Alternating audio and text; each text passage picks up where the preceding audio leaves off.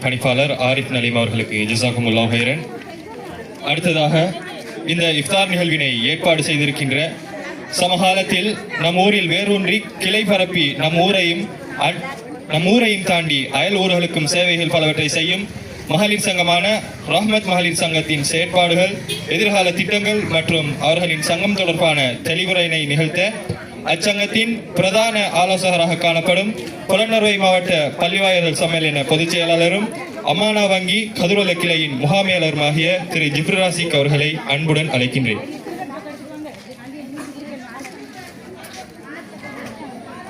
பிஸ்மில்லாஹிர் ரஹ்மானிர் ரஹீம்.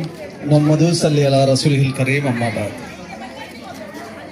இந்த நிகழ்வுக்கு வருகை தந்திருக்கின்ற புலனறுவை மாவட்ட ஜம்மியத்துல் உலமா சபையின் தலைவர், எமது மர்கஸ் பள்ளி வாயிலின் பேசுமாம் மதிப்புக்குரிய ஷேக் இமாம் அலாவுதீன் ஃபலாஹி அவர்களை விழித்தவனாக, புலனறுவை மாவட்ட அனைத்து பள்ளி வாயில்கள் மற்றும் பொது நிறுவனங்களின் சம்மேளனத்தின் தலைவர் அல்ஹாஜ் சமத் ஹாஜார் அவர்களையும், எமது மஜீதியா அரபு கல்லூரி பெண்கள் அரபு கல்லூரியின் தலைவர் அன்சார் ஹாஜியார் மற்றும்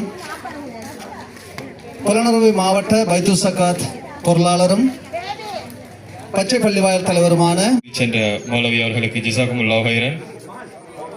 அடுத்ததாக வரவேற்புரை நிகழ்த்தப்படும். இதனை நிகழ்த்துவதற்காக புலனறுவற்றுடையின் நிறைவேற்று பணிப்பாளர் ஆரிஃப் நலீம் அவர்களை அன்புடன் அழைக்கின்றேன்.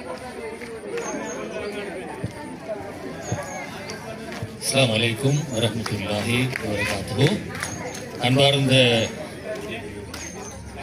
சகோதர சகோதரிகளே,